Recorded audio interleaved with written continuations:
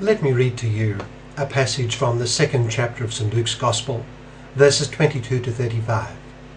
It's the Gospel for the 5th day in the Octave of Christmas. St. Luke writes, "When the days were completed for their purification according to the law of Moses, Mary and Joseph took the infant Jesus up to Jerusalem to present him to the Lord, just as it is written in the law of the Lord, 'Every male that opens the womb shall be consecrated to the Lord,' and to offer the sacrifice of a pair of turtle doves or 2 young pigeons, in accordance with the dictate in the law of the Lord. Now there was a man in Jerusalem whose name was Simeon. This man was righteous and devout, awaiting the consolation of Israel, and the Holy Spirit was upon him. It had been revealed to him by the Holy Spirit that he should not see death before he had seen the Messiah of the Lord. He came in the Spirit into the temple, and when the parents brought in the child Jesus to perform the custom of the law in regard to him, he took him into his arms and blessed God, saying, 'Now, Master, you may let your servant go in peace according to your word, for my eyes have seen your salvation, which you prepared in the sight of all peoples, a light for revelation to the Gentiles, and glory for your people Israel.' The child's father and mother were amazed at what was said about him. And Simeon blessed them and said to Mary his mother, 'Behold, this child is destined for the rise and the fall of many in Israel, and to be a sign that will be contradicted, and you yourself a sword will pierce, so that the thoughts of many hearts may be revealed.'" That's from Luke chapter 2, verses 22 to 35. What does it suggest to us? Well, there are many things we could contemplate in our gospel scene today that I just read, but I suggest we notice especially the presence and the activity of the Holy Spirit. Mary and Joseph are taking the child for presentation to God in the Temple of Jerusalem. No creatures on earth are so filled with the Holy Spirit as they, and all this in the midst of the most ordinary of lives. Then Luke turns our gaze to Simeon. He is a wonderful specimen of the Old Testament at its best, for he is righteous and devout, awaiting the consolation of Israel, and the Holy Spirit was upon him, we read. He had been granted this added favour, that it had been revealed to him by the Holy Spirit that he should not see death before he had seen the Messiah of the Lord. Moreover, he was now led to utter a prophetic word to Mary and Joseph, particularly to Mary, it seems, about the mission of her child.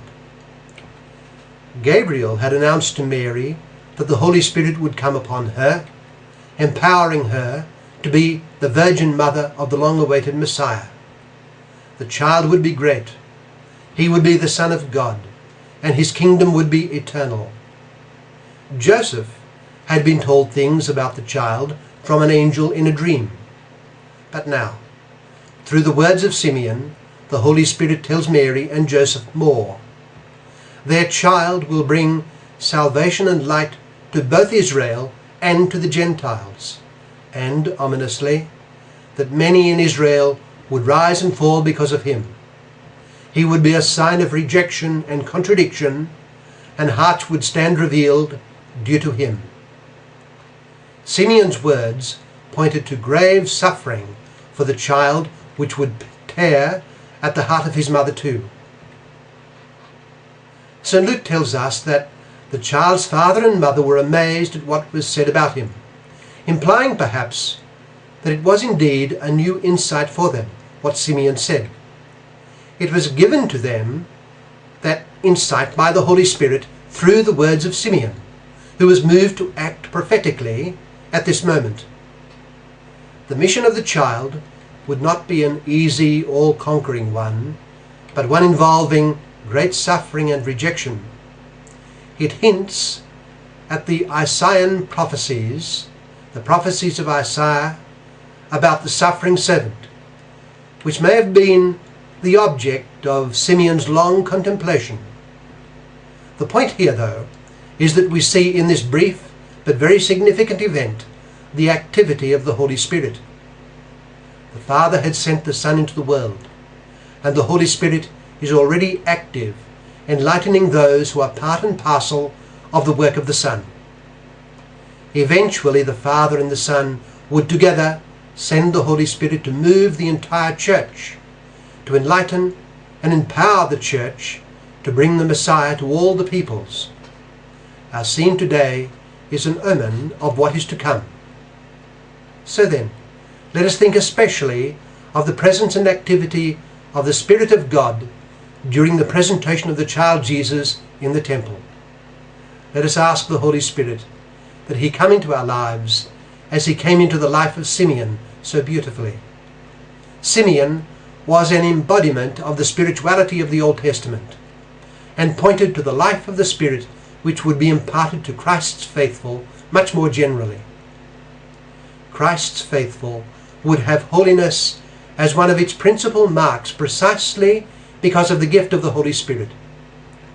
That holiness would be a prophetic holiness, announcing the good things, the good tidings of the Redeemer of the world. Let us resolve to be lovingly devoted to the Holy Spirit. Let us ask him to enlighten us as he enlightened Simeon and Mary and Joseph. Let us ask him for the grace to place Christ at the center of our lives, just as he was at the center of the life of Simeon and of Mary and of Joseph. Let us strive to be fit instruments of the Holy Spirit in the divine work of the world's redemption.